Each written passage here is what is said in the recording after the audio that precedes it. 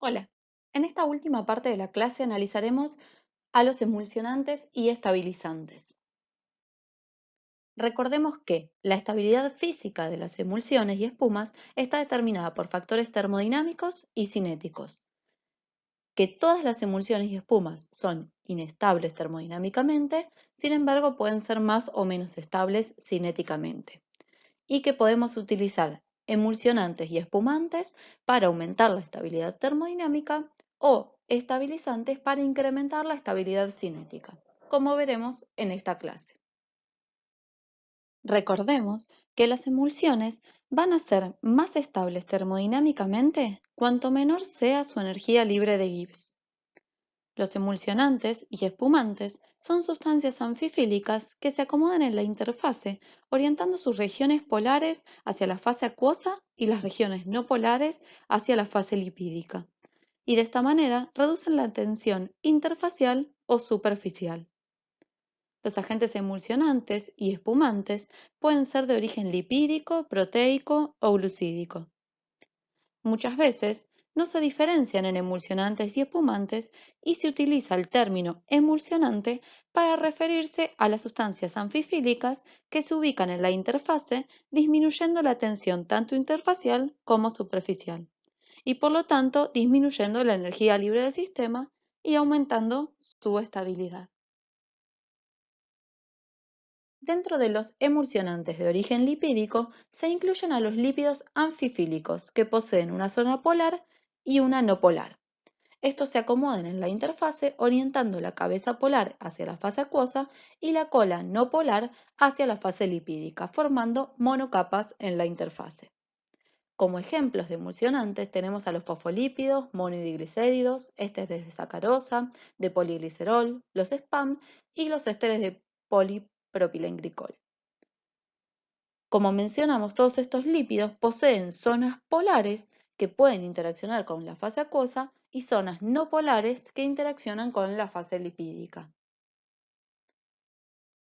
Estos emulsionantes lipídicos se pueden clasificar según el HLB o balance hidrofílico-lipofílico, que es un índice semiempírico que permite determinar la capacidad del emulsionante para solubilizarse en agua o en aceite.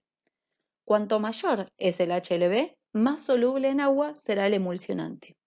Y para actuar correctamente, los emulsionantes deben ser más solubles en la fase continua que en la fase dispersa.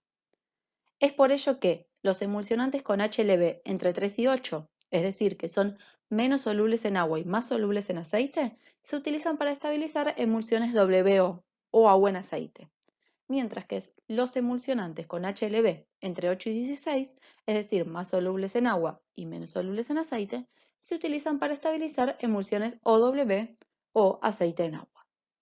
Además, según su HLB, los lípidos anfifílicos se pueden clasificar en lipofílicos o hidrofílicos y pueden funcionar mejor como solubilizantes, detergentes, emulsionantes, humectantes o antiespumantes. Algunas proteínas presentan propiedades emulsionantes y se clasifican según su modo de adsorción a la interfase, en proteínas flexibles o proteínas globulares rígidas. Las proteínas flexibles pueden ser proteínas globulares, fibrilares o con estructura desordenada en suspensión que al llegar a la interfase se despliegan y desnaturalizan, orientando sus grupos hidrofóbicos hacia la fase lipídica y sus grupos polares hacia la fase acuosa, y de esta manera reducen la tensión interfacial. Por otro lado, las proteínas globulares rígidas no se desnaturalizan en la interfase, sino que se acomodan orientando sus zonas hidrofílicas a la fase polar y sus zonas hidrofóbicas a la fase no polar, y también disminuyen la tensión interfacial. De esta manera, la naturaleza anfifílica de las proteínas le otorga actividad tensioactiva. Por otro lado, a diferencia de los lípidos polares, algunas proteínas presentan tendencia a desnaturalizarse y agregarse en la interfase, lo que permite la formación de films rígidos y elásticos que incrementan la estabilidad del sistema debido a que las lamelas son más resistentes y no se rompen tan fácilmente si dos gotas o burbujas chocan entre sí.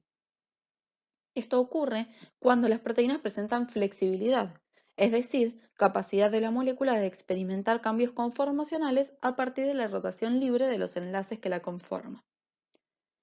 En este ejemplo, se presenta una proteína globular flexible que migra desde la fase continua hacia la interfase. Se absorbe en la interfase y se despliega exponiendo los residuos de aminoácidos hidrofóbicos hacia la fase oliosa y los residuos de aminoácidos hidrofílicos hacia la fase acuosa. Y luego se asocia con las proteínas vecinas formando un film viscoelástico. Adicionalmente, estos films pueden otorgar estabilidad al sistema a través de dos mecanismos posibles. En el mecanismo electrostático, las partículas se mantienen estables en suspensión gracias a la repulsión por solapamiento de las nubes de contraiones que se forman en la superficie de la partícula. Para que este mecanismo pueda establecerse, el pH de la emulsión o la espuma debe estar por encima o por debajo del pI de la proteína para que la misma presente carga neta positiva o negativa respectivamente. Por otro lado, el mecanismo estérico depende del tamaño de la proteína y de su flexibilidad, dado que cuanto más bucles o colas puedan irradiar desde la superficie o desde la interfase, mayor será su capacidad para evitar que las gotas o burbujas se acerquen entre sí por simples impedimentos estéricos. La magnitud relativa de ambos mecanismos depende del espesor, el empaquetamiento, las características químicas y la carga de las proteínas que se ubican en la interfase. En el caso de las proteínas rígidas, que no se despliegan en la interfase, la acción está determinada por la hidrofobicidad superficial, es decir, la cantidad de residuos de aminoácidos hidrofóbicos que se presentan en la superficie, en general formando lo que se conocen como parches hidrofóbicos.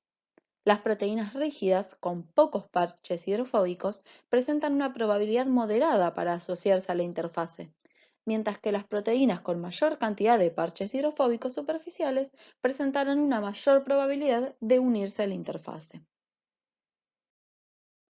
En el caso específico de las proteínas como espumantes, su acción dependerá de la capacidad espumante, que a su vez depende de que la proteína migre a la interfase, se absorba y se reorganice. Las proteínas de bajo peso molecular, solubles y flexibles, forman espumas con alta capacidad de retención de la fase gaseosa, es decir, que presentan elevada capacidad espumante. Y también depende de la estabilidad, que depende de que las proteínas formen un film rígido y viscoelástico estable que rodea la burbuja de gas.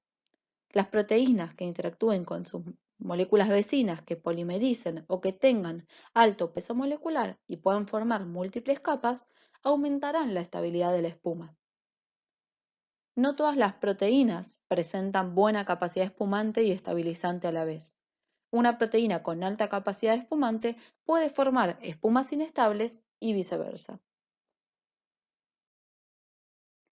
Si bien no es su función principal, algunos hidrocoloides poseen cierta naturaleza anfifílica que le confiere propiedades tensioactivas para actuar como emulsionantes o espumantes. Algunos ejemplos son la goma arábiga, la hidroxipropilcelulosa, la metilcelulosa, los carragenes, la goma xantán y la goma guar. Sin embargo, su eficiencia en general es menor que la de los emulsionantes lipídicos y proteicos. Por otro lado, recordemos que las emulsiones van a ser más o menos estables cinéticamente dependiendo de la velocidad de movimiento de sus gotas o burbujas, la cual está determinada por la ecuación de Stokes. Los estabilizantes son macromoléculas, la mayoría de origen glucídico, con gran capacidad de interactuar con el agua, dando lugar a la formación de soluciones viscosas o incluso geles. Es decir, que aumentan la viscosidad de la fase continua de las emulsiones OW o de las espumas, y de esta manera reducen la movilidad de las gotas o burbujas, aumentando la estabilidad cinética de la emulsión o la espuma.